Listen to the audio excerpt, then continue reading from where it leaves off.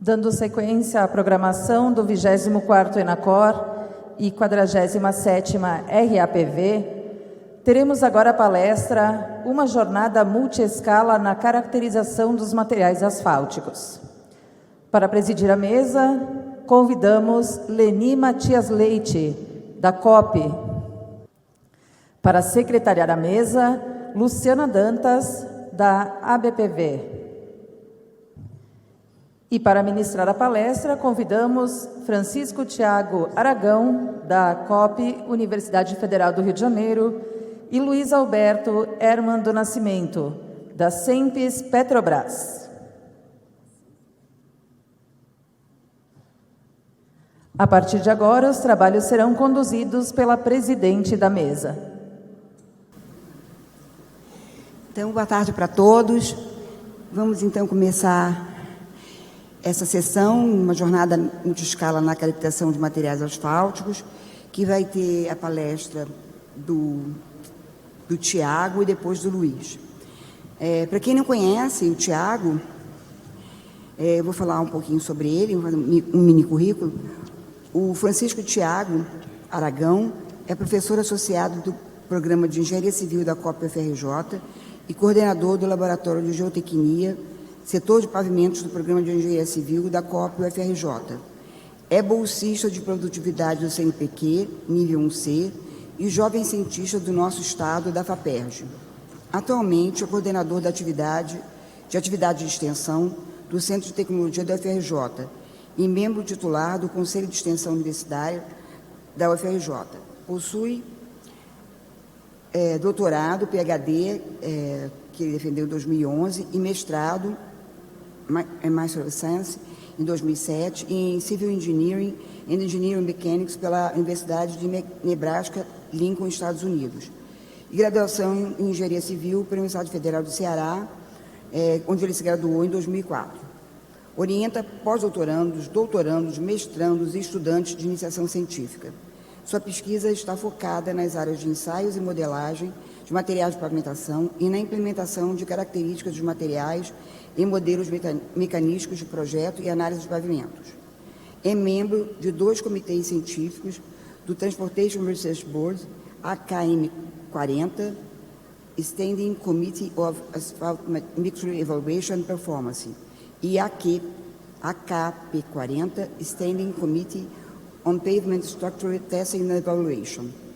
É membro associado da American Society of Civil Engineers, o Comitê G1 Pavements, membro do Engineering Mechanics Institute of American Society of Civil Engineers, a ASCE, e Executive Fellow da International Road Federation, e membro da Comissão de Asfalto do Instituto Brasileiro de Petróleo e Gás.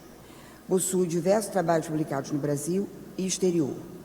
É editor associado da revista Transportes e membro do Editorial Board da revista internacional Journal of Pavement Engineering. É membro do grupo de normalização ABNT-NBR de misturas asfálticas do Instituto Brasileiro de Petróleo.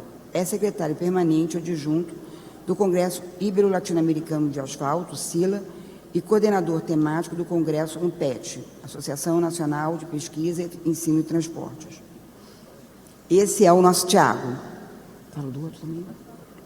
E, continuando, eu vou falar também um pouco do Luiz, um mini currículo, ele foi bem modesto, ele tem muito mais coisa do que está escrito aqui, que eu conheço bem ele. Bom, ele é formado em Engenharia Civil aqui pela URGS, é gaúcho, com mestrado na COP-UFRJ em 2008, doutorado em Engenharia Civil pela North Carolina State University em 2015. Atualmente é consultor técnico do Centro de Pesquisa e Desenvolvimento Leopoldo Américo Miguel de Mello, Sempes, Petrobras. Tem experiência na área de produção e avaliação de ligantes asfálticos, materiais para pavimentação, análise de pavimentos e caracterização do comportamento de materiais asfálticos. São esses nossos 2 palestrantes. E, então, vamos dar início com o Tiago, né?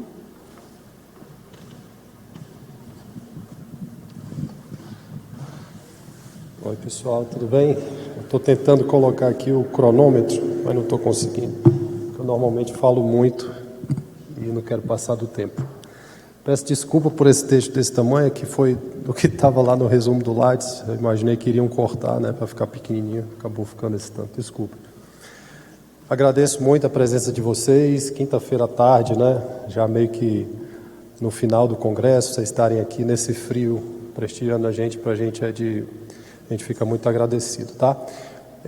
Recentemente a Luciana pediu para a gente fazer essa apresentação, né? Ela gosta dos trabalhos que a gente faz lá de multiescala, de modelagem microestrutural, e eu pensei em como a gente poderia fazer para não ficar tão chato, né? Porque eu sei que tem certas coisas que eu vou mostrar aqui que podem ser um pouco chatas porque parecem que não tem aplicação. Então a gente resolveu criar essa ideia de jornada, né? Passando por diferentes fases do desenvolvimento e chegando depois em aplicações que a gente faz juntos, né? O Dr. Luiz Alberto e eu, a gente tem uma grande parceria lá no CEMPS e na COP. A gente orienta os alunos, faz o trabalho juntos. Então o que a gente vai mostrar aqui é um trabalho conjunto que a gente tem desenvolvido, tá? Dividindo em duas partes. Eu vou mostrar essa primeira parte, tomara que não seja tão chata, mas eu acho que é mais chata do que a dele. E depois ele vai vir para fechar com chave de ouro, com coisas bem bacanas, tá?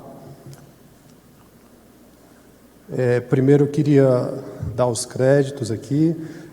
A gente tem um grande time de pessoas que trabalham com a gente nesses desenvolvimentos. Eu estou aqui só sendo porta-voz deles, né? Muita coisa aqui, na verdade, eles entendem muito mais do que eu. Então, eu gosto sempre de dar os créditos. Agradeço muito por ter essas pessoas todas, e nem estão todas aí, né? Que não caberia. Mas para a gente é muito bom trabalhar com tanta gente competente lá na COP e no CEMPS, tá? Então, essas daí são algumas das pessoas que têm as mãos nesses trabalhos que a gente vai mostrar. Começando, a gente pensa que o nosso problema é um problema complexo, né? O problema de pavimentação asfáltica, ele pode ter tanta complexidade quanto a gente quiser, né? A gente pode tratar ele como um problema que aceita simplificações, e tudo bem, desde que a gente reconheça que está tratando esse problema com as simplificações, ou a gente pode se aprofundar e tentar encontrar soluções para esse problema, respeitando, né, as complexidades que ele nos apresenta, né? Algumas dessas complexidades, não são todas, claro, mas algumas delas, para o nosso tipo de estudo aqui, a gente pensa que esses nossos materiais, eles são sujeitos a diferentes tipos de problemas, né?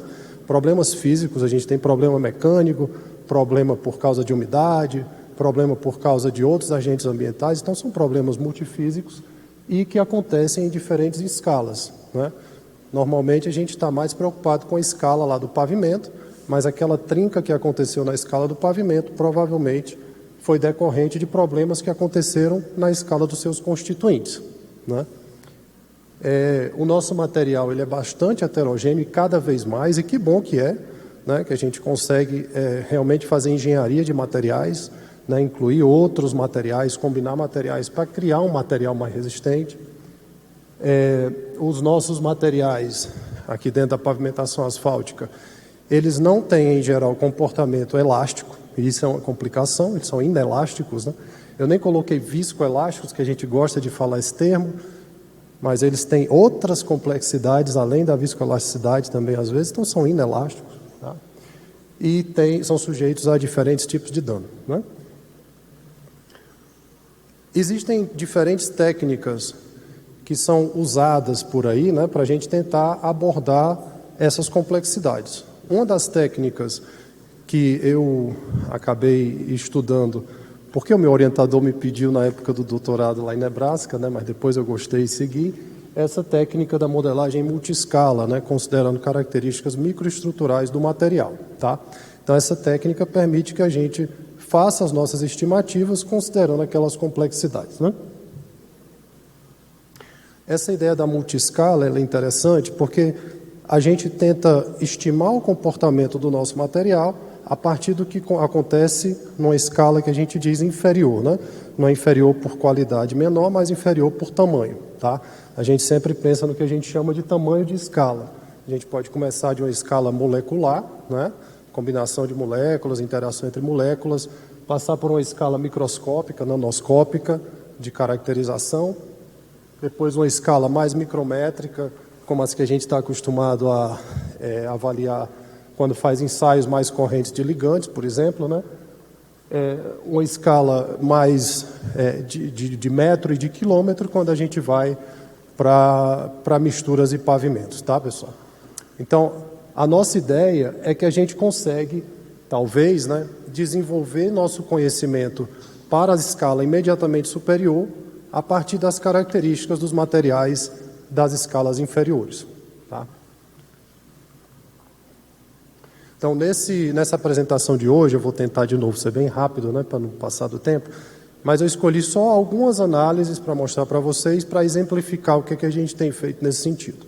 A gente, no nosso grupo, não trabalhou ainda na escala molecular, tem gente em outros, meu orientador, por exemplo, já trabalhou um pouquinho, não muito, né, um pouquinho na escala molecular, mas a gente tem ido na escala nanométrica, né, 10 a menos 9 metros. Escala molecular é mais na escala picométrica, lá perto de 10 a menos 12. Tá?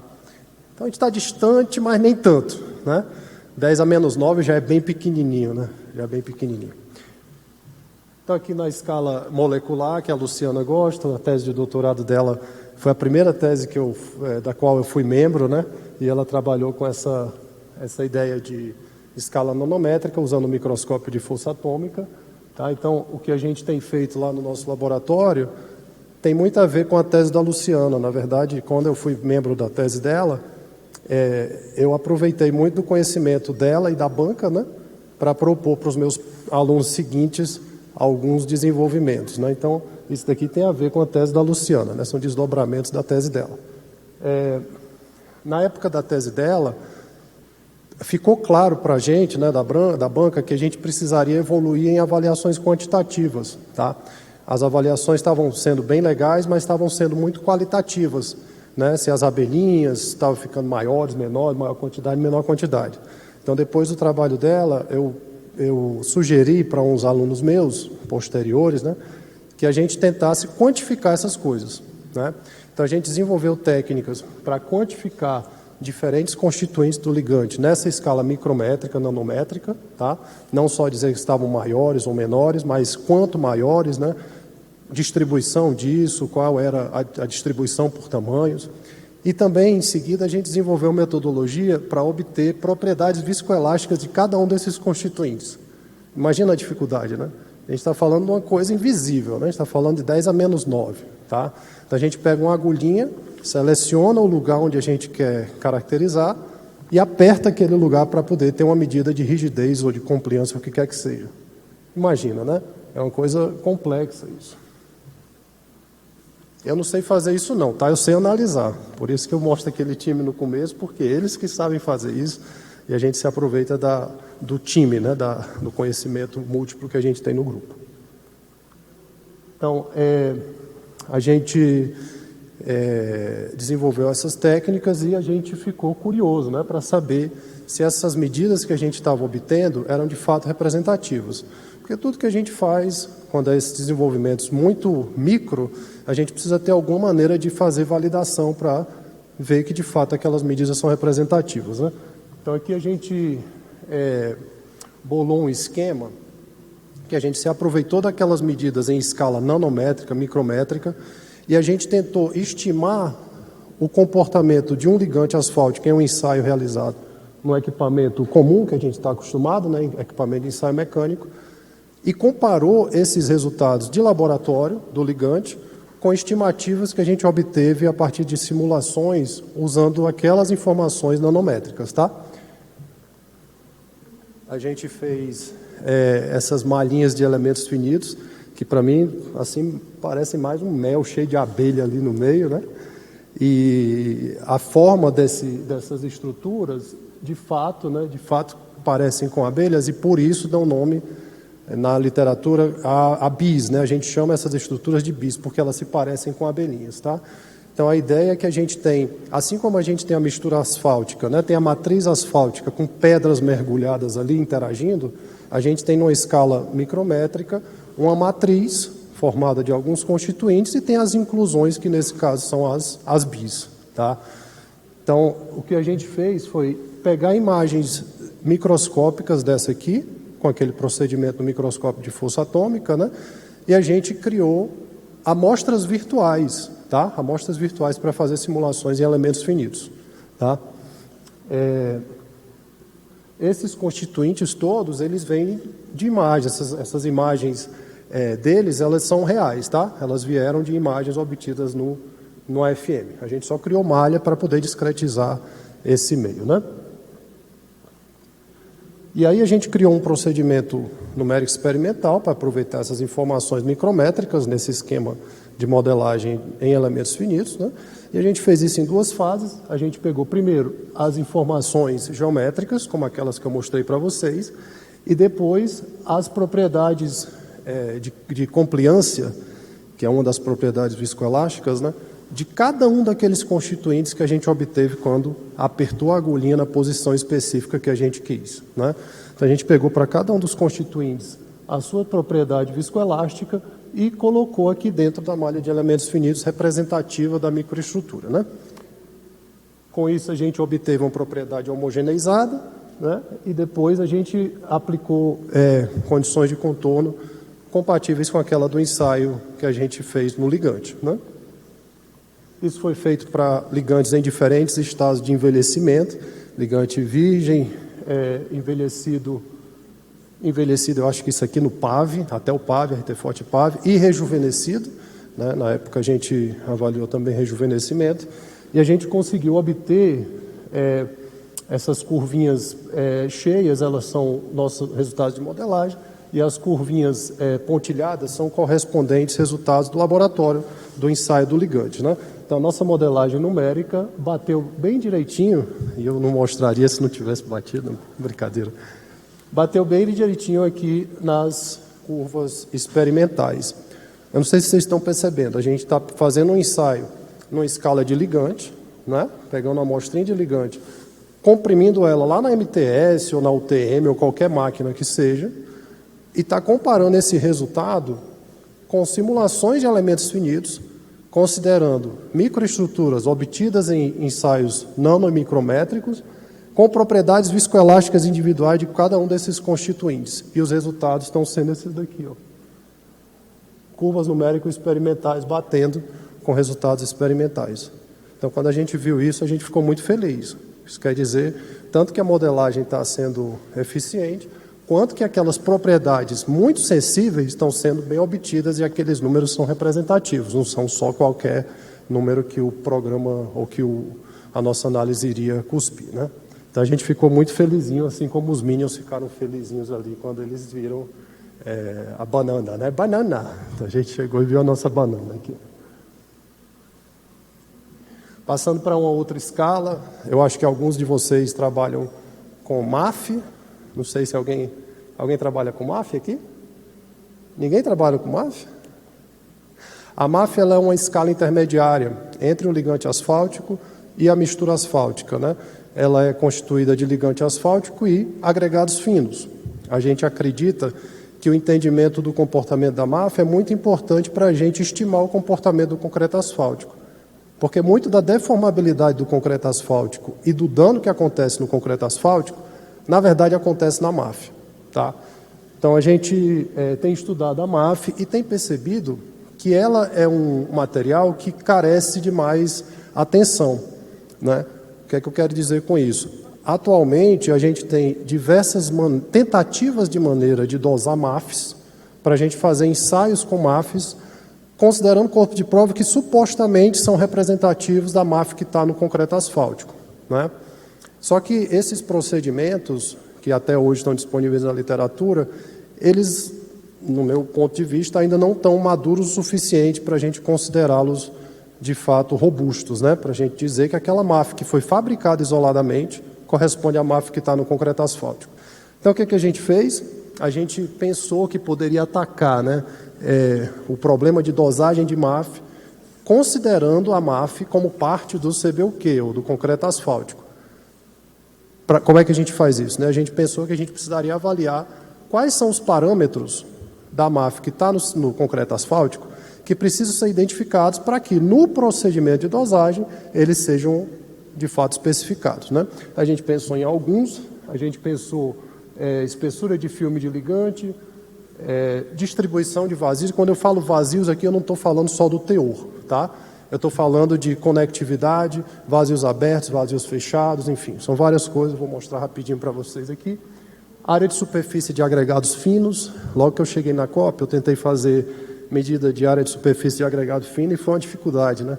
O pessoal falou de azul de metileno, falou disso, falou daquilo, mas nenhum desses métodos estavam dando muito certo. Então a gente pensou em desenvolver uma metodologia e até agora tem dado certo, né, para obter área de superfície de agregados finos, E também o máximo de agregados finos da MAF. Alguém que estuda MAF deve ter visto MAF com tamanho 0.3, 0.6, 1.18, 2.3. A gente pensou, qual é o tamanho mesmo máximo que a gente deve ter na MAF para ela ser representativa do concreto asfáltico, né? Então, cada slide desse que eu estou mostrando, ele se refere a diferentes papers que a gente tem publicado, né? Então, não vou gastar tempo aqui, porque eu preciso dar a palavra para o meu amigo para falar a parte mais interessante da palestra, mas, basicamente, a gente tem feito estudos para identificação de características de vazios, né? Vazios abertos, vazios fechados, conexão, conectividade, enfim, tamanho de poro, formato de poro, né? E comparado isso com a microestrutura desses poros dentro do concreto asfáltico. Para isso, a gente tem também parceiros importantíssimos para a gente tem uma parceria muito forte com a UF, com a USP e com a Universidade de Oslo, na Noruega, para a gente fazer essas análises de microtomografia, né? Então, a gente tem conseguido boas coisas, não é porque eu sou sabido, não, é porque eu tenho um grupo de pessoas muito sabidas que a gente trabalha junto para obter essas coisas, né? Então, aqui de vazios, espessura de filme de ligantes, a gente tem trabalhado também com microscópio eletrônico de varredura. Tem uma colega na USP, a professora Karina Ulsen, minha parceirona, e também no CETEM, lá na UFRJ, a gente tem trabalhado junto com eles para obter essas caracterizações no MEV, né? E a gente tem conseguindo obter, a gente desenvolveu uma metodologia para obter espessura de filme de ligante dentro da MAF, tá? A gente também tem usado granulômetro a laser, né, para obter área de superfície de agregados finos. E o tamanho máximo de agregados, a gente acabou de submeter uma publicação com diversas parcerias. Aqui, o professor Shane Underwood, meu querido amigo lá da Carolina do Norte, né, amigo do Luiz também, é coautor desse artigo. A gente está trabalhando junto nesse desenvolvimento de dosagem de MAF. A gente acabou de submeter esse paper para o TRB com um procedimento para identificar o tamanho máximo adequado de MAF, né, de agregados na MAF. Mais uma coisa que a gente se preocupou, além da dosagem, a gente pensou que a fabricação de corpos de prova de MAF tem que ter um certo cuidado, né, porque normalmente o que a gente faz é a gente fabrica corpos de prova compactados e extrai as amostrinhas de MAF para serem ensaiadas, né. Só que a gente teve uma preocupação de essa posição de extração afetar características mecânicas da MAF, porque haveria uma diferente distribuição, né? Haveria uma distribuição volumétrica que seria função, né, da posição de extração. Então a gente desenvolveu esse estudo para avaliar se a gente poderia extrair a amostra de MAF em qualquer posição do corpo de prova e dizer que aqueles corpos de prova eram todos semelhantes. A gente identificou que, mais ou menos, né, se a gente pegar corpos de prova com o mesmo raio, a gente tem uma homogeneidade maior. Se a gente pegar corpos de prova em distâncias diferentes do centro, eles mudam um pouco mais. Mas, para a rigidez, isso não foi um grande problema, e a gente está avaliando agora isso para uma relação com o dano, né? A gente quer ver se pode extrair uma amostra aqui e aqui no centro, por exemplo, e dizer que são réplicas do mesmo material. Para a rigidez, aparentemente sim, tá? Para um intervalo razoavelmente grande de vazios, né? A gente avaliou isso para materiais com ligante modificado, não modificado. Então, para um intervalo razoavelmente grande aí de vazios, a rigidez não foi então afetada. Mas eu acho que para dano isso vai ser significativo e a gente está avaliando isso agora. Estou acabando. de misturas agora, a gente começou em ligantes, passou por MAF, está chegando em misturas, né? Para misturas, a gente tem desenvolvido modelagens computacionais também, como aquela lá do AFM, e para isso a gente desenvolveu um fabricador virtual de amostras, né? Um aluno meu de doutorado, na época da tese dele, a gente desenvolveu esse fabricador de amostras que considera diferentes características de dosagem das misturas que a gente conhece de laboratório, né? Então a gente viu características volumétricas, granulometria, orientação, e com isso a gente consegue fabricar essas amostras virtuais aqui, usando o nosso banco de dados que a gente gerou com imagens obtidas no Ames, né? A gente tem um Ames, então a gente catalogou um monte de agregado. Para cada agregado a gente tem uma pasta, né, com diferentes tamanhos de agregados, e quando a gente vai usar determinado agregado de determinada fonte, a gente pega aquela pasta, coloca as características de dosagem aqui no programa e ele gera as nossas amostras virtuais representativas. Antigamente esse processo, quando eu era aluno lá em Nebraska, né, a gente fazia isso manualmente, a gente escaneava, cerrava o corpo de prova, escaneava e fazia manualmente o tratamento de bordas, né, desses agregados. Às vezes demorava 10 dias olhando assim cada pedacinho da amostra. Isso aqui a gente faz em 20 segundos agora. Então é uma coisa realmente para a gente muito bacana. A gente com esses desenvolvimentos de amostras virtuais, a gente pode simular diferentes coisas, né? Por exemplo, aqui módulo dinâmico, a gente consegue simular fratura. Eu acho interessante essa fratura, não sei se vocês conseguem perceber, mas quando a gente está modelando fratura, ocorrem diferentes fenômenos ali dentro. Por exemplo, a gente tem concentração de tensões, né, em materiais mais rígidos, que nesse caso aqui o agregado acaba sendo mais rígido em temperatura que não seja tão fria, né? Então a gente tem as pedrinhas com corzinha vermelha, porque estão concentrando mais tensões. A gente tem concentração de tensões nas pontas de trincas, né? Que onde tem quina, a gente tem maior concentração de tensões. E esse tipo de modelagem permite que a gente avalie essas coisas, né? Isso parece assim que não tem muita utilidade, mas acaba tendo, porque se a gente usar pedra muito angular e ali ao redor daquela pedra se concentrar um nível de tensão maior do que a resistência do material, provavelmente vai ter muito trincamento, né? Então a gente pode selecionar os nossos materiais previamente, né, preliminarmente, usando esse tipo de análise. Esse aqui, eu não sei nem por que eu botei esse slide, mas a gente consegue modelar coisa mais complexa também, como, por exemplo, relação da fratura, né, características de fratura com velocidade de carregamento, tá? Não vou gastar muito tempo, porque eu quero dar mais tempo para o meu amigo mostrar as coisas mais legais que a gente tem desenvolvido. Então, o que eu queria deixar de mensagem, eu gosto dessa frase aqui, né? Para todo problema complexo existe sempre uma solução simples, elegante e completamente errada, né? Então, eu acho que nunca a gente vai chegar em soluções 100% corretas de nada, né? Porque a gente não é Deus e eu acho que Deus é sabido, bem mais sabido que a gente para que a gente consiga chegar em soluções totalmente certas. Mas eu acho que também a gente não pode se acomodar, né? Então, eu gosto dessa ideia de que a gente tem desenvolvimentos para que no futuro, quem sabe, essas coisas possam ajudar a gente a ter um entendimento mais aprofundado sobre as coisas e diminuir a quantidade, né, o nível de erro que a gente tem nas nossas estimativas, tá? Então, deixo aí essa minha mensagem, né? E com isso eu passo a bola para o meu queridíssimo amigo, parceiro de pesquisa, Dr. Luiz Nascimento. Obrigado, pessoal.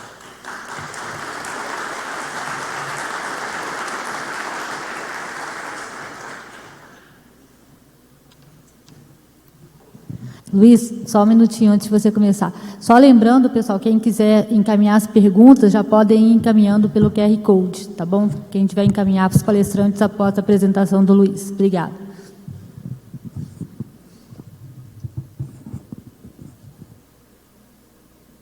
Ok. Opa, pessoal, boa tarde a todos. Gostaria de agradecer a organização do evento pelo convite, pela possibilidade de estar aqui compartilhando um pouco do nosso trabalho. É uma grande honra poder fazer isso, em especial junto com nosso parceiro aqui, o professor Tiago, a COP. Então, o exercício aqui é bastante desafiador, pegar todo esse conhecimento que o Tiago trouxe aqui, a compressão dos materiais e partir para escalas maiores, né? Como a gente transforma isso em soluções hoje, né? Então, são mecanismos, são relações constitutivas que permitem uma série de análises. Então, aqui na apresentação de hoje, eu vou tentar focar as aplicações nas escalas maiores, né? Ligante, mistura asfáltica e pavimento asfáltico, tá? Então, um ponto-chave dessa multiscala, de como a gente pode aplicar ela, nessa metodologia que a gente vai estar trazendo aqui, a gente saber, conseguimos prever o comportamento dos materiais, né? Isso é muito importante, né? Então, nesse sentido, a utilização do aplicativo LVCD, FlexPave, né? Que é um sistema multicamadas, que analisa pavimentos, você coloca as propriedades dos materiais, vê resposta de performance, ele é um elemento chave, tá? Aqui a gente chama isso de um gêmeo digital do pavimento, tá? A gente consegue rapidamente colocar propriedades, informações em diferentes escalas e ter a resposta. Então, essa é o motor base da multiscala, tá? Porque a gente consegue rapidamente acessar como os materiais respondem. Então, na primeira parte da minha apresentação, rapidamente eu vou mostrar a fidelidade desse gêmeo digital com o que acontece em campo, e depois vamos fazer um exercício para aplicar as multiscalas, para ver como podemos nos beneficiar desses recursos, né, para a gente melhorar a qualidade dos materiais, a qualidade da pavimentação, com o conhecimento que se tem hoje, né? Então, trazer um pouquinho aqui um exercício, um case, de como selecionar materiais e dosar misturas asfálticas de maneiras balanceadas para a gente melhorar o desempenho delas em serviço. Então, rapidamente, né, para quem não está familiarizado, o LVCD é um sistema de camadas, um aplicativo, né, baseado em viscoelasticidade, dano contínuo. Camadas são consideradas viscoelásticas com cargas em movimento, então consegue capturar muito bem os materiais, tráfego e clima, né, dando boas respostas estruturais do pavimento, onde você acopla mecanismos de dano e consegue prever como os materiais se comportam, tá? É uma combinação bastante equilibrada de esforço computacional com simplificações no domínio do tempo, para que rapidamente, com baixo custo computacional, consiga se capturar respostas dos materiais em serviço.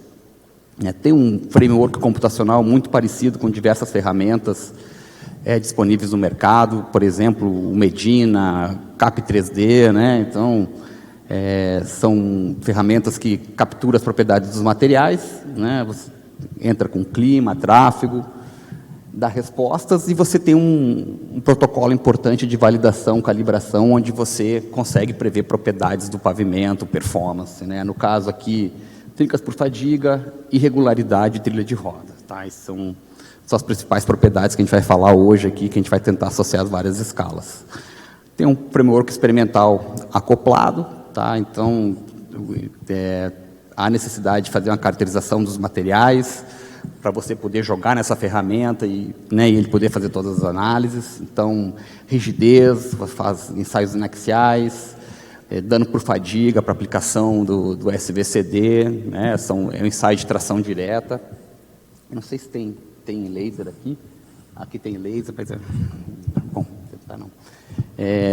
E também ensaios de varredura de tensão e temperatura para aferição da deformação permanente, né? Então, mas o resumo dessas propriedades é que você consegue capturar como os materiais se comportam, né, em termos de respostas sem dano, no caso, o módulo dinâmico, onde você também pega a resposta de superposição tempo-temperatura, né, e os mecanismos de dano, tanto a deformação permanente quanto o dano por fadiga, né, SVCD e Shift Model, respectivamente, eles conseguem capturar esses mecanismos de dano dos materiais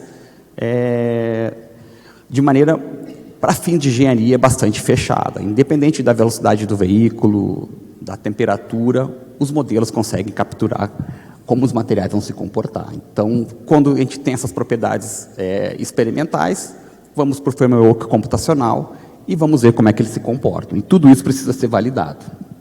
Então, aqui, rapidamente, falando da validação por partes, né, temos o trincamento por fadiga, que está amplamente validado, né, foi um trabalho que hoje completa 18 anos, né, feito em rede, vários parceiros participaram desse trabalho. Tem um manual onde você constrói pistas experimentais, monitora segundo determinados critérios, né. Hoje totalizamos 62 pistas nessa validação, né, muitas concentradas no Rio de Janeiro, do Projeto Fundão, 35 pistas espalhadas nacionalmente também, com uma ampla variedade de materiais, climas, velocidade de veículos, né, cargas de veículos, então é bastante robusta essa validação, né. É um marco importante, em julho agora tivemos o fechamento do banco de dados, né, nós tínhamos um aplicativo onde todas as informações das pistas eram alimentadas, que era o SRTA, então foi fechado, e foi feita uma parte meio de consolidação a partir disso, né, e então tem um banco de dados pronto agora com esses 18 anos de serviço dos pavimentos aí, tá? E aqui tem algumas aferições onde se compara a área trincada prevista, observada, e onde pode-se observar que é um modelo bastante robusto, né? A gente consegue prever muito bem o trincamento aí, tá? Aí alguns exemplos de pistas diversas, pistas em diferentes regiões do país, onde você tem em vermelho a previsão, em azul o que está acontecendo, diferentes materiais. Me lembro, essa pista 14 aqui, ela é especial, é uma pista que é da Estrada do Leite. Eu me lembro que quem cuidava isso era a USP, e a professora Led dizia assim: poxa, Luiz, a nossa pista não está trincando, ela não vai servir para calibrar a ferramenta. Vai sim, porque a gente tem trechos trincados. Tem trechos que trincaram muito, outros que trincaram mediamente. E os que não trincaram são importantes, porque a gente tem que prever que eles não estão trincados, eles não estão trincados em campo, né? E assim vai. Importante também que há uma enxurrada de novos materiais, né? Produtos poliméricos, uso de materiais reciclados, agora uma vertente forte de plásticos, bioasfaltos, né? Então as ferramentas, quanto mais mecanicistas, mais elas preveem isso, né? E aqui só trouxe exemplo de 2 pistas experimentais, né, que entraram na análise também, com produtos com matéria renovável, bioasfaltos. Então, há 12 anos em serviço, onde o modelo também consegue lidar bem com essas questões de diferentes materiais. O IRI, né, tem uma versão empírica, né, que foi calibrado amplamente, um trabalho muito bem conduzido pela Universidade Federal de Santa Maria. Então, vejam aqui, tem uma primeira calibração empírica, né? Você pega dados de várias pistas, pega parâmetros empíricos e tenta calibrar o modelo. A calibração é bacana, mas quando você vai para pistas que estão fora do padrão, que tem um tráfego muito pesado, espessuras maiores, a questão empírica passa a atrapalhar um pouco e você não consegue prever, tal como está ali, né? Então, aqui foi uma grande contribuição que foi feita. Então, é um modelo que prevê irregularidade, né, de maneira mecanística empírica, tá? Conheço poucos modelos, na verdade eu nunca vi um modelo que consegue, a partir da propriedade do material, prever a irregularidade. É bastante robusto, e vejo que na validação, né, que não são dados que não estavam na calibração, mesmo os trechos mais desafiadores, eles conseguem entrar dentro da previsão, né? E uma coisa importante é que o parâmetro que entra ali, estrutural, é o dano do material, ou seja, o dano tem a ver com a estrutura, com os veículos, com o clima, velocidade. E no momento que você coloca ali, é como se você estivesse ligando a escala do seu material com a escala do pavimento em termos de regularidade, tá? Isso tem é muito bacana, que você pode associar com várias coisas do próprio produto asfáltico, por exemplo, né? Aqui é uma reflexão que a gente pode fazer. É um material que o Rafael estava comentando comigo, o Rafael da Kraton, né, sobre o efeito do IRI no custo de operação das rodovias, e é um parâmetro que, para fins de consumo de combustível, que está muito associado com as emissões, ele tem um forte efeito, né, um fortíssimo efeito. Embora se ali para cada 1 metro por quilômetro de IRI, você tenha 2% de aumento no consumo, que isso está relacionado com as emissões, né? O que a gente pode falar assim, poxa, 2% no que o pavimento gasta ao longo da vida de serviço em termos de emissões, como as emissões de serviço são muito maiores do que a de construção, né, isso pode representar 30%, 40%, até metade das emissões que que você tem durante a construção. Então, muitas vezes, muitos esforços de construção para redução de emissões, né, que estão associados à redução de temperaturas, uso de reciclagem, muitas vezes, no capricho com o IRI, saber prever bem ele, ter produtos que indicam que você vai ter uma regularidade menor ao longo do serviço, já trazem esse benefício de antemão de maneira bastante robusta, né? É só uma reflexão como a multiscala pode chegar nesse nível, tá? A deformação permanente também do revestimento é um modelo bastante importante. Aqui é o trabalho feito pela Larissa, né? Então, usou o Shift Model, né? Você faz varredura de tensões nos copos de prova, diferentes temperaturas também, e 2, 3 dias de ensaio você consegue ter todos os parâmetros da calibração, né? Então, não temos muitas pistas ainda, são poucos os trechos que nos permite fazer essa calibração, mas o bacana é que todos os dados de calibração bateram com os dados de validação, tá? De maneira bastante coesa. E quando você olha outros trabalhos na mesma linha, né? Por exemplo, trabalho norte-americano, que usa exatamente os mesmos modelos, a calibração é muito parecida. Então, isso dá muito conforto, mesmo com poucos dados, de se utilizar esse tipo de metodologia, tá? Então, hoje consegue-se prever trincamento, irregularidade e deformação permanente do revestimento usando a ferramenta, né? E está em curso aí a realização de ensaios acelerados para a gente incluir a parte de deformação permanente estrutural, tá? A Universidade Federal do Rio Grande do Sul está com alguns ensaios em curso. Bom, o que a gente viu até agora, gente, que a gente consegue prever performance, tá? Esse é importante. O que a gente consegue rapidamente, com poucos ensaios, colocar os materiais, variar componentes e ter a resposta na verdadeira escala de maneira muito rápida. Então, isso aí abre um leque de possibilidades, tá? A gente pode usar para dimensionamento, para desenvolvimento de novos produtos, uma série de melhorias. Mas hoje nós vamos falar de como a gente usa isso para selecionar os materiais e para dosar misturas asfálticas de maneira balanceada, tá? Esse trabalho tem como referência um estudo conduzido na Carolina do Norte. Tem um aluno brasileiro que toca isso lá, né, o Douglas, né, o Douglas Mocelin da URGS, faz aluno de doutorado lá, inclusive foi premiado com um reconhecimento da APT, né, de jovem pesquisador, um prêmio importante. Então, é muito bacana assim, trazer esse trabalho para cá, tá? Primeiro que quando a gente faz a dosagem do material, aqui a gente já está focando no desempenho, fadiga e trilha de roda, a gente sempre busca condições volumétricas para adequar o desempenho, ainda que não se meça isso, né? Raras vezes se mede, né? Muitas vezes faz a volumetria, alguns poucos testes e bora aplicar o material, tá? Esse que é o ponto. E por sorte, algumas vezes, quando você tem requisitos de fadiga e trilha de roda e o seu projeto volumétrico cai ali dentro, né? Você está com o material dentro de uma range que ele vai se comportar bem em serviço, né? E ainda que, mesmo estando dessa range, você possa otimizar, o pior caso é quando você faz toda a dosagem volumétrica, né?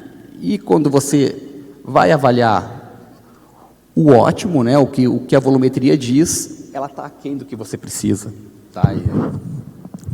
Isso é um ponto. O que significa isso? Poxa, eu preciso fazer alguma coisa aqui para que o meu material ele caia dentro de uma zona aceitável, né? Será que eu consigo adequar ele para não ter problema de trilha de roda e não ter problema de fadiga, né? Ou será que eu consigo pelo menos otimizar isso para minimizar os impactos? Será que eu tenho que trocar os materiais? Então, quando a gente pega essa escala do gêmeo digital, né? No caso aqui a plataforma LVCD, FlexPave, tá? E conecta isso com o sistema de dosagem, você consegue tirar proveito e identificar de antemão, melhorando seus materiais já na dosagem.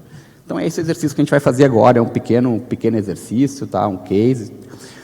Vou tentar trabalhar de maneira bastante simples para ficar claro o conceito aqui, tá? Vamos focar nele. Então, a técnica que se utiliza é a técnica dos 4 cantos. Então, você tem uma dosagem, tudo que a gente tem que fazer aqui nessa dosagem é escolher os materiais certos para a gente analisar, a volumetria certa, ou seja, a gente tem teores de vazios que variam de 3% a 5%, tem condições críticas de campo que pode ocorrer, então você, como grau de compactação, variações no teor de ligante, quando você combina isso, você vai e você amplia esse ponto desses cantos que a gente diz, né? Deixa eu até virar aqui para poder explicar. Então, você tem cantos de dosagem típicos e cantos que, durante a execução do pavimento, ela pode atingir. Então, por que se pega esses pontos? Você não vai caracterizar tudo isso de material, você escolhe os 4 mais afastados para você poder fazer os testes e você poder modelar, em termos de volumetria, como é que esses materiais vão se comportar em termos de número N. Tá? Não estou dizendo aqui que a gente consegue pegar a partir de VMA e VFA e prever o que vai acontecer com o material. A gente não consegue fazer isso, genericamente falando.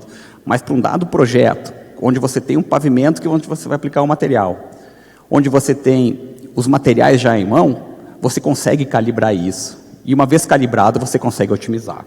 Tá? Então, esse é a técnica dos cantos. Você simplesmente escolhe um espaço de volumetria que é a range de variação do seu material, onde você pode otimizá-lo. Então, isso tem um nome que se dá, que é uma relação de desempenho volumetria, né? Em inglês é Performance Volumetric Relationship, PVR, e tudo que você faz aqui é calibrar VAN e RBV, porque o material possa, a partir dessas duas propriedades, você saber o quanto que ele vai afundar o pavimento e quando que ele vai trincar. Tá? Então, esse é um ponto-chave aqui do processo. Pegamos uma estrutura típica para fazer o upscaling, né? Um pavimento flexível, com espessura de 10 centímetros, um tráfego médio pesado, um determinado clima do rio, né, com critérios de trilha de roda de 7 milímetros, 30% de área trincada, né, e aplicamos aqui confiabilidades de 95%. Né. Com os 4 corners, os materiais desses 4 cantos analisados, né, faço o protocolo todo experimental e vamos para o nosso gêmeo digital gerar as informações, as respostas dele. Tá? Então, com isso, a gente tem as saídas de afundamento e trilha de roda, área trincada. Aí são as previsões de desempenho. Então, no gráfico da esquerda, a gente tem, para os diferentes cantos, nós temos a evolução dos defeitos de trincamento ao longo do tempo. Na parte direita, o afundamento e trilha de roda. E, a partir disso, então, consegue-se correlacionar, né, de maneira bastante simples, VMA e VFA, tá? De maneira objetiva. Então, você tem tanto para a fadiga uma relação, quanto para a deformação permanente. Então, é como se eu tivesse meu problema na mão agora. O que eu faço? Opa, vamos otimizar isso aqui, vamos maximizar. Então, aqui tem várias opções a depender das alternativas de projeto e dos objetivos. Né? Um objetivo aqui foi, olha, vamos garantir que nós vamos ultrapassar com 95% de certeza essa trilha de roda. Então, vamos limitar em 7 milímetros e, com isso, vamos maximizar o material para resistir à fadiga. Então, esse foi o racional utilizado aqui. Né? Poderia ter sido utilizado diversos outros racionais para fazer isso. Tá? E no momento que você traça esse objetivo e você maximiza a fadiga, você tem as composições, você tem VMA, VFA, com isso aí você tem volume de vazios diretamente, teor de ligante, e você chega até na compactação do material na energia requerida. Tá? Aqui é o resultado desse exemplo. Né? A pergunta é, a gente conseguiu otimizar alguma coisa? A gente traz como referência a mistura típica com 4% de vazios. Propositalmente, pegamos uma mistura com VAN relativamente baixo, em tese não atenderia a especificação da AASHTO, né? Mas vejo que uma mistura balanceada, né, ela conseguiu reduzir a trilha de roda e aumentar a vida de fadiga ao mesmo tempo. Né? É algo que não é trivial de fazer. Né? E muitos devem estar perguntando como é que faz isso. Você aumenta o teor de ligante, aumenta a trilha de roda. Como é que faz isso? Qual é a resposta? A resposta é simples. Né? Além de ajustar o teor de projeto, quando você maximiza, ele ajusta também a energia de projeto. Então, é um material que tem mais ligante e uma energia maior de compactação. Perfeitamente compatível com o que é aplicado em campo. E você vê ganhos da ordem de 20% na durabilidade. Nós temos um problema aqui. Nós tínhamos um desafio de 1,1 vezes 10 na 7, que a gente não chegou nele. Né? Poxa, agora, como é que eu vou fazer para atingir esse objetivo? Né? Poxa, eu tenho um projeto, eu preciso ter 1,1 vezes 10 na 7. Pô, vamos admitir um valor maior de trilha de roda? É o caminho? E maximizar a fadiga novamente para chegar lá no 1,1? Não é um bom caminho. A gente tem um requisito, a gente tem uma limitação de engenharia para isso. Né? Então, resta para a gente aumentar a espessura do revestimento ou trocar o material. né? Tem que ver, os cenários são os mais distintos, às vezes você consegue fazer uma coisa, não consegue outra, tem questões contratuais, questões de normativo, né? Mas a análise aqui multiscala, ela permite, a partir dos materiais, tomar essas decisões de maneira bastante apropriada. Tá? Então, quando você vai para o balanceamento, né? Então, essas são as previsões que foram feitas com a mistura super pave e com a mistura balanceada em amarelo, né? A gente vê que a mistura balanceada sempre demorou mais tempo para trincar e também afundou menos ao longo da vida de projeto. Quando a gente vai para aumento de espessura, né, a mistura balanceada, aos 10 centímetros que nós tínhamos que ter, surge a opção, opa, vamos colocar 12 centímetros e vamos estar 95% confidentes que o pavimento vai afundar 7 milímetros e vai dar vida de projeto. É uma alternativa. Aqui, para mostrar como é efetivo o balanceamento, veja que a mistura de referência, a mistura super pave típica, para ter a mesma vida de fadiga de projeto, ela teria que ir para 15 centímetros. Tá? Isso com 95% de certeza. Ou seja, 3 centímetros a mais. Nós estamos falando aí de 20% de material que a gente está economizando ao fazer essa otimização do material. Sem contar que a mistura de referência não atende trilha de roda, tá? Ela vai deformar mais. Então, fica aqui já um sinalzinho verde ali, mostrando que é extremamente robusta essa ferramenta para você buscar melhorar seus materiais. Mas, bom, a gente tem que atingir nosso objetivo de outras formas também, a gente pode buscar, tem que dar outras alternativas na multiscala. Aqui a pergunta é, vamos buscar um ligante que atenda isso, que nos ajude a chegar nesse requisito de projeto, né? Então, aqui é muito importante, se a gente vai olhar para a escala do ligante, a gente tem que saber como que a gente vai escolher esse material para que ele contribua da maneira esperada para melhorar o projeto, né? Então, basicamente, é você olhar para o material, né, entender como é que ele se comporta na fadiga e comparar isso com a escala maior do pavimento. Então, aqui a gente já está indo de ligante para o pavimento. Tá? Aqui tem o fator de fadiga multiscala, é um conceito muito importante, tá? É um parâmetro, é um índice bastante robusto, que foi amplamente validado no Brasil, né? Trabalhos de Santa Maria, da COP, outros pesquisadores conseguiram confirmar que a gente consegue trabalhar com esse fator de fadiga multiscala, ou seja, você vai no ligante, faz um teste geológico de amplitude de deformação, aplica dano contínuo e você tem uma vida de fadiga desse material. Nós já temos a tração direta da mistura, já temos SVCD, também podemos calcular um fator de fadiga disso aí. E o que é o fator de fadiga? O fator de fadiga nada mais é do que você prever a fadiga do material por dano contínuo e você integrar essa curva de fadiga no espaço de Wöhler, né, em deformações limites que são as mais frequentes no pavimento. Então, por exemplo, para a escala da mistura, essa integral aqui entre 100 e 200 microstrains, e quando a gente usa um upscale, que vem do trabalho do Shane Underwood, de 2011, a gente sabe que essa escala do ligante, regra geral, é em torno de 125 vezes. Tá? Então, a gente tem um fator de fadiga do ligante, um fator de fadiga da mistura, e a pergunta é, a gente aumentando esse fator de fadiga, a gente aumenta esse aqui? A gente aumenta. E quando a gente aumenta isso aqui, a gente aumenta a vida de fadiga do pavimento? A gente aumenta. Então, com isso, você linka as diferentes escalas. E aqui vem o trabalho da Patrícia Osmari, feito na COP, terminado em 21, onde ela fez essa multiscala de fadiga para diferentes componentes do material asfáltico. Pegou o ligante, o mastic, a MAF, chegou na mistura e demonstrou como que experimentalmente e analiticamente você pode linkar essas escalas. Então isso dá muito conforto, muita segurança para você. Opa, eu tenho um problema aqui, eu preciso melhorar a vida de fadiga da minha mistura. O que eu tenho que pegar no ligante para chegar lá? Tá? Esse é um ponto extremamente relevante.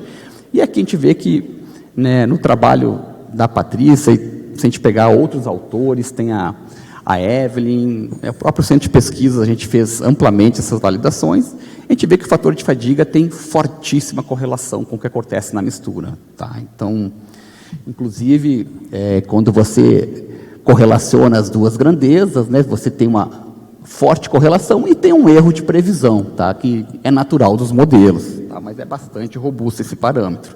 Então, o que a gente quer aqui? Aumentar o fator de fadiga do ligante para chegar no fator de fadiga da mistura desejada.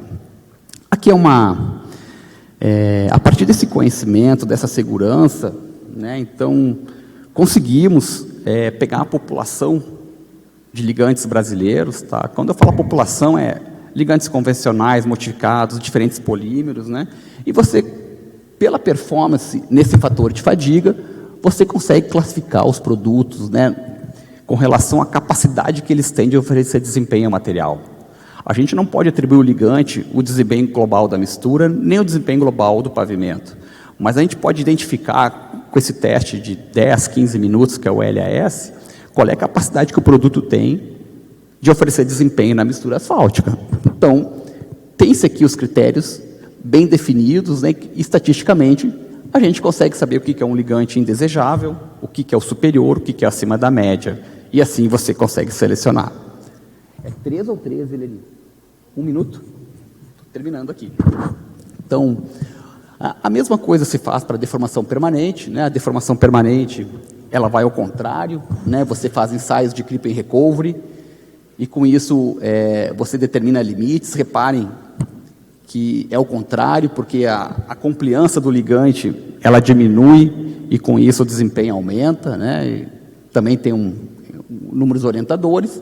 E aqui é o que acontece quando você seleciona um diferente produto, né? Aqui estamos voltando para a nossa dosagem, tá? Estamos voltando lá, opa, o que eu faço aqui? Nós tínhamos o ligante que estava numa classe média aqui de fadiga, opa, vamos pegar um produto e vamos levar para uma classe bem superior, né?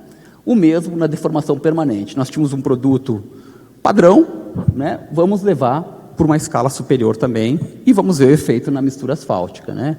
Então, quando se faz isso, né, a tradução sair de um 50-70 para um 60-85, um CAP modificado por polímero, devidamente selecionado, tá? Não é porque o produto é modificado, que tem aditivos, que ele vai daqui para cá, tá? Tem produtos que não saem dessa zona quando modificados, o mesmo vale para cá, tá?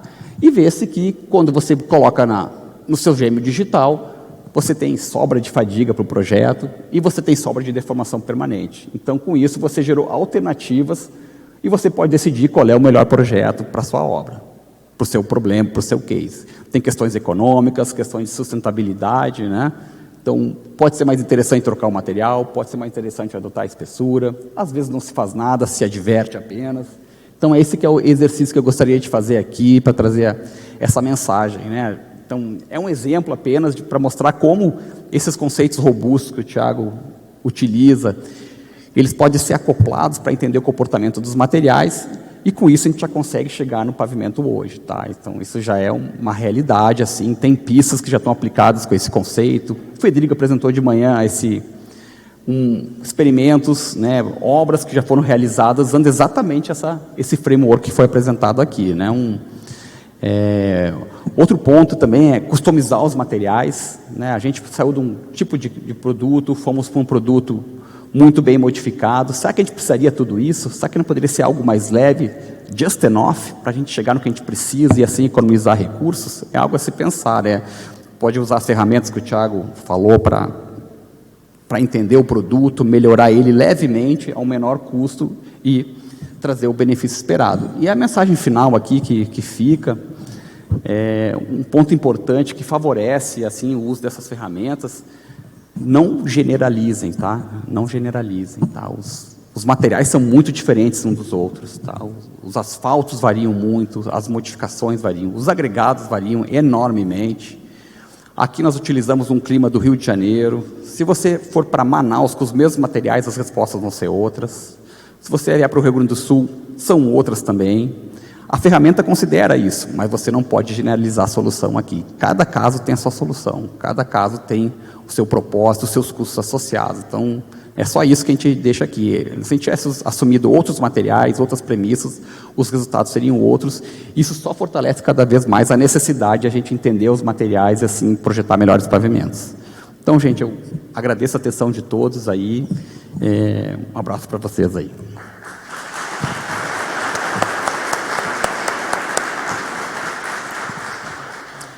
Então, obrigada, Luiz, obrigada, Thiago, pelas excelentes apresentações. E a gente agora vai para a sessão de perguntas, e eu queria convencer vocês a fazerem perguntas. Eu acho que a gente teve flashes de assuntos bem avançados e novos para muita gente aqui. Então, eu acho que a gente deve ter bastante dúvida. Então, eu coloco aqui, solicito perguntas de vocês. Por enquanto, a gente não tem nada aqui. Alguém quer fazer alguma pergunta oral?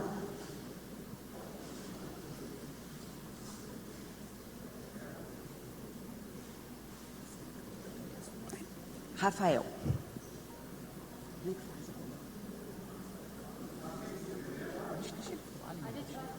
Vem aqui, Rafael, vou dar um microfone aqui, ó. Oi?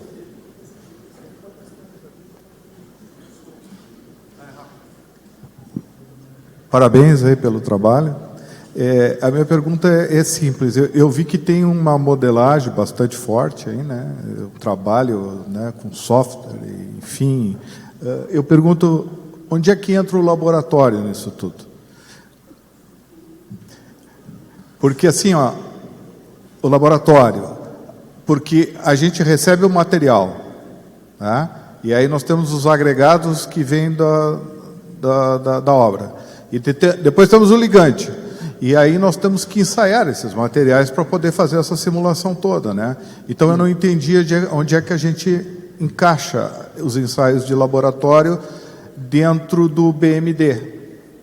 Mais ou menos isso. Não sei se você entendeu. Entendi a pergunta. Obrigado, Rafael, pela pergunta. Talvez a sua dúvida seja a dúvida dos outros, talvez não tenha sido claro, né? Mas existe um framework, um protocolo experimental, né, bem definido já para você caracterizar os materiais, tá? Então, você tem que fazer os ensaios de módulo dinâmico. Até, deixa eu pegar aqui, Thiago, o negocinho aqui. Consigo colocar aqui de volta só porque a gente apresentou ali. Então, você tem que fazer ensaio de módulo dinâmico, né, Rafael? Você dosa, você tem as diferentes condições do seu espaço volumétrico. Então, você vai lá e faz ensaios de módulo dinâmico, fadiga SVCD, né, e SSR. Tá? Os ensaios, cada ensaio desses, dura em média 2 dias, 2, 3 dias. Tá? Então, você pegar aí 6, 7 dias, você tem toda a caracterização pronta do material. Tá? Esses são as propriedades. Agora, um ponto que você falou aí que vale destacar, que é uma aplicação da ferramenta também, é para controle de campo do laboratório. Repare que a gente calibrou, nesse modelo, nesse exemplo que a gente trouxe aqui, a relação do VAN e do RBV com a performance. Tá? Então, no momento que você tirar o corpo de prova na sua obra, e você tiver essas informações, e você tem facilmente isso, né? Porque você vai medir teor de ligante, você vai medir densidade, tudo, de bate-pronto, você já tem o desempenho do material. Tá? E a metodologia que foi utilizada justamente para isso aqui, que o FHWA está incentivando muito, é justamente para você ter facilmente essa relação volumetria-desempenho, para que você possa bonificar ou penalizar o empreiteiro nos seus projetos de maneira bastante objetiva. Tá? Então, isso, numa etapa de projeto, vai sobrecarregar o laboratório, você vai ter que fazer testes adicionais, mas não tem para onde correr, não tem como a gente aprimorar se a gente não testar, mas durante a construção do pavimento, com pequenos testes volumétricos, você tem o seu material na mão e você consegue entender e saber o que vai esperar do seu material. Não sei se respondi o que você perguntou, Rafael.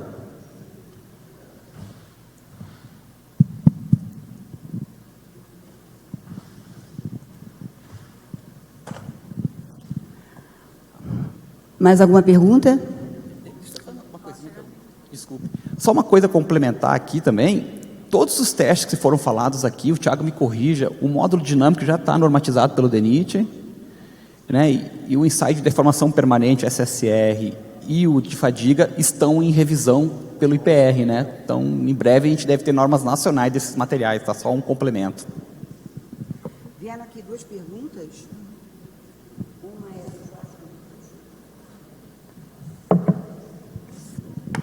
é do Jorge Lucas. Partindo do pressuposto que a umidade afeta as propriedades das misturas, vocês acreditam que, em um futuro próximo, as funções de transferências campo-laboratório sumiu, gente, poderão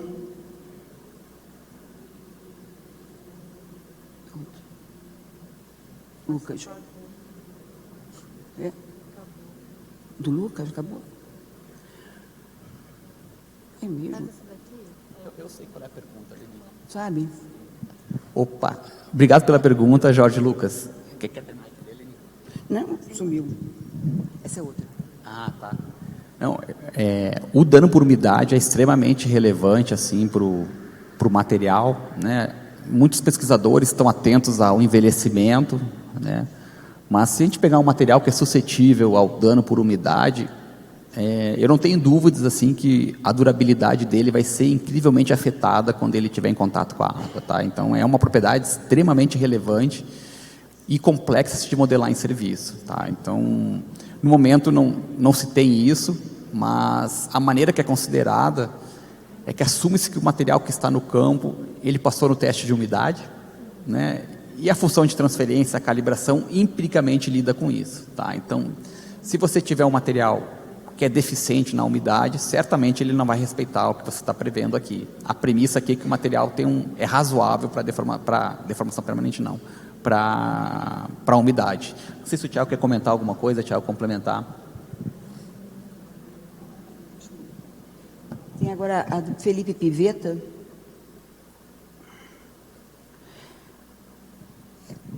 Como é a correlação entre os dados do caminhão e de um FWD?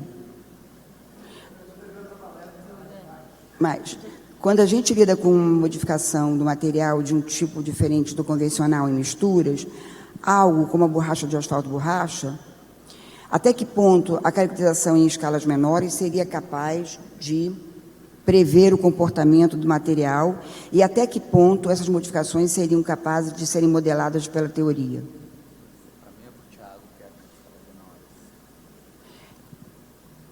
É para o Thiago ou para o Luiz, você acha? Thiago. Então, quando a gente modela nessas escalas menores, né, a gente faz a caracterização em laboratório considerando o comportamento individual de cada um desses materiais, né? O modificador que vai ser incorporado ao ligante, numa escala inferior, ele vai ser considerado um material também. Então, você consegue obter, dentro de um experimento bem desenhado, características daquele modificador, e aí você incorpora essas características desse modificador no contexto da microestrutura, não é? E você faz a modelagem como ele sendo um constituinte daquele compósito, digamos, um microcompósito, né?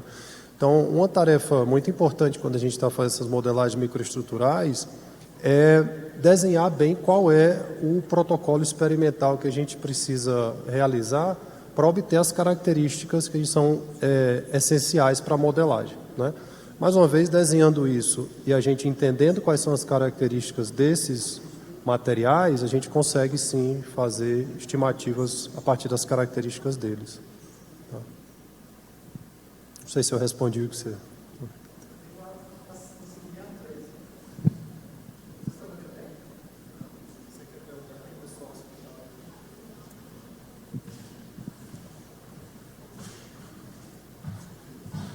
Felipe Pivetta é uma das nossas estrelinhas aí do futuro. Eu tenho uma pergunta de seguimento para essa, que seria, na verdade, quando a gente começa a botar materiais que começam a fazer diferença no comportamento da mistura, quanto a gente espera que os modelos ainda sejam capazes de reproduzir isso nas perspectivas, nas performances? Por exemplo, se você começa a botar muito asfalto borracha, quanto material segue sendo viscoelástico ou quanto modelo continua sendo preciso para os resultados? É mais ou menos por aí a pergunta que eu estava seguindo.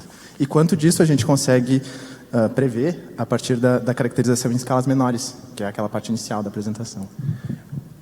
Então, além de entender bem como é o procedimento experimental que você precisa realizar para obter essas propriedades, você precisa entender como que cada constituinte desse, ou cada aditivo que você coloca se comporta, né? Então, para isso, você precisa compreender os modelos constitutivos que você vai adotar para fazer essa modelagem. Uma vez tendo uma boa caracterização em laboratório, usando modelos constitutivos adequados, a modelagem microestrutural ela consegue combinar esses materiais para você fazer estimativas do material como um todo. Só que pela sua pergunta, eu acho que eu entendi o que você está querendo dizer, para você ver se, mesmo colocando asfalto, borracha ou outros materiais, o modelo consegue fazer estimativas reais, a gente não vai conseguir fugir de comparações com ensaio de laboratório. Então, a gente tenta modelar da maneira mais fiel possível o que a gente tem de material no laboratório e faz ensaio de laboratório para comparar com essas simulações, né? Que tem bom ensaio desenvolvido para obter as características relevantes do material, né? Que tem um bom entendimento sobre o modelo constitutivo e que permite que a gente combine as características dos materiais. Se os resultados baterem, é porque o seu modelo está sendo representativo. Se não, você precisa aumentar a sua compreensão, ou desenvolver ensaios mais representativos, ou fazer alguma coisa até que o seu ensaio de laboratório diga que o seu modelo está batendo, né? Está sendo bom. E aí esses seriam materiais, então, que a gente não poderia utilizar, claro, as mesmas funções de transferência para tentar prever o resultado final, porque eles já não são mais bem descritos por aquilo que gerou eles, né? Isso, se não são bem descritos, porque modelo é modelo, né? Modelo não é vida real. A gente precisa entender onde é que está a limitação para melhorar o modelo e se aproximar mais da vida real, né? Independente do material. Então, o meu ponto é esse. Pela nossa modelagem, a gente consegue tentar estimar a característica do compósito como um todo, independente do material, independente do modificador, desde que a gente conheça o comportamento constitutivo dele e tenha feito ensaios adequados para obter suas características. Obrigado. Mais uma? Senão eu vou fazer uma. Eu não sei se vocês repararam, né, nesse projeto, essa dosagem balanceada, o superpave, ao invés de fixar no 4% de vazio, já não estava mais fixado. Estava em 3% a 5%, né, e até fixou no 3%, o exemplo mostrou 3%, e tem outro de ligante maior. E, apesar disso, não se teve uma maior deformação permanente nem nada. Então, eu queria assim, que o Luiz falasse um pouco mais sobre isso, porque eu vi isso aí o ano passado, um evento nos Estados Unidos, online, que tinha o superpave 5, que tinha observado isso, quer dizer, esse 4% de vazio estava levando a teor de vazios muito altos, e que isso tinha que ser modificado, que estava envelhecendo o ligante e estava dando trinca, né?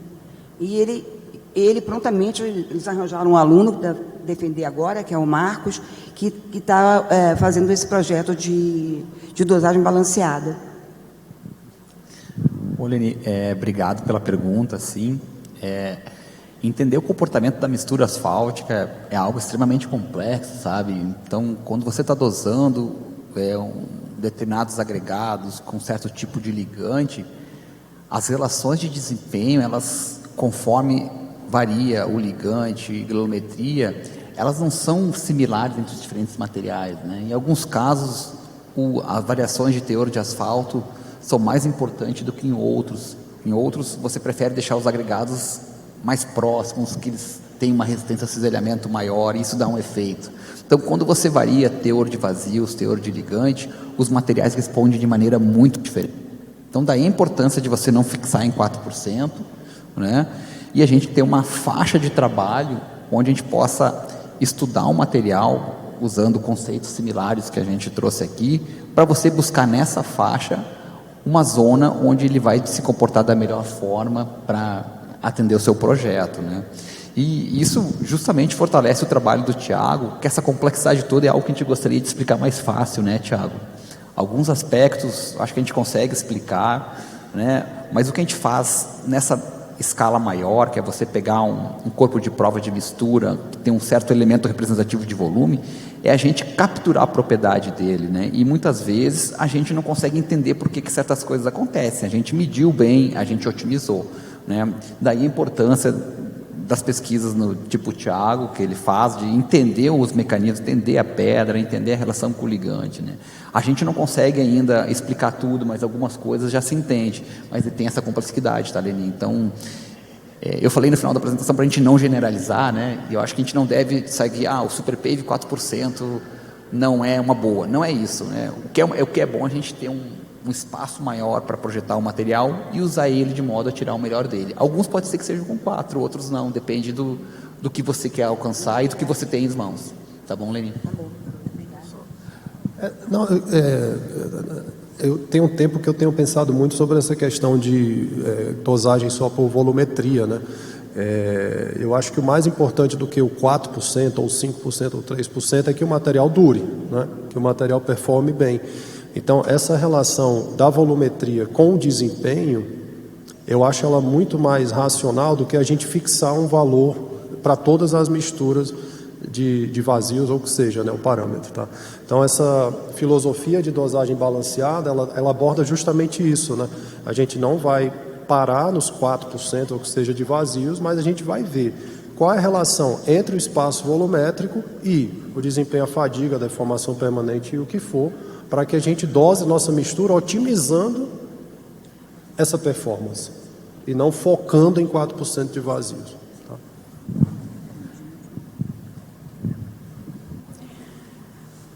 Pessoal, mais alguma pergunta? A gente vai terminar a sessão.